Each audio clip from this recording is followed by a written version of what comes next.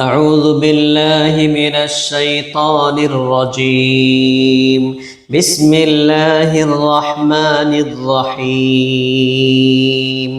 آمن الرسول بما أنزل إليه من ربه والمؤمنون كل آمن بالله وملائكته وكتبه ورسله لا نفرق بين أحد من رسله وقالوا سمعنا وأطعنا غفرانك ربنا وإليك المصير لا يكلف الله نفسا إلا وسعها لها ما كسبت وعليها ما اكتسبت ربنا لا تؤاخذنا إن نسينا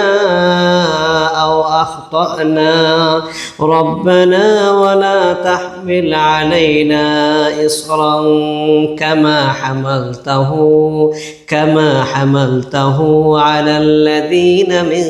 قبلنا ربنا ولا تحملنا ما لا طاقة لنا به واعف عنا واغفر لنا وارحمنا أنت مولانا فانصرنا على القوم الكافرين প্রিয় সুধী রাসূলুল্লাহ সাল্লাল্লাহু আলাইহি ওয়াসাল্লাম বলেছেন সূরা বাকারার এই দুটি আয়াত রাতের বেলা যে ব্যক্তি পড়ে ঘুমাবে কাফাতাহু তার জন্য সারা রাত জেগে জেগে নফল নামাজ পড়লে যে সব হবে সেই নফল নামাজ পড়ার চেয়ে যথেষ্ট হবে সুবহানাল্লাহি বিহামদি قال রাসূলুল্লাহ সাল্লাল্লাহু আলাইহি ওয়াসাল্লাম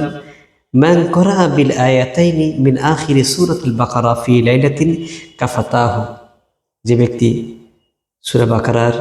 শেষের এই দুটি আয়াত রাতের বেলা তেলাওয়াত করবে কাফাতাহু সারা রাত জেগে জেগে নফল নামাজ পড়ার চেয়ে যথেষ্ট হবে সহিহ বুখারী হাদিস নম্বর 5009 এই দুটি আয়াতকে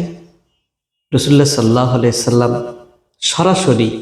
আল্লাহ পাকের কাছ থেকে পেয়েছেন সুবহানাল্লাহি বিহামদি ফেরেশতার মধ্যস্থতা ছাড়াই মেরাজ রজনীতে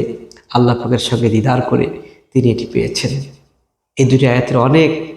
ফাজাইল রয়েছে যে ব্যক্তি এই দুটি আয়াত তেলাওয়াত করবে বাচ্চাদেরকে শিখাবে সেই বাচ্চাদের মেধাশক্তি বৃদ্ধি পাবে এবং তারা দেও দানব জেন ভূত প্রেত এগুলো থেকে রক্ষা পাবে এদের আক্রমণ থেকে রক্ষা পাবে অনেক ফজিলত রয়েছে আসুন আমরা এই দুটি আয়াতের আমল করি নিজে আমল করি পরিবারের মাঝে আমল অব্যাহত রাখি এবং আমলের তারগিব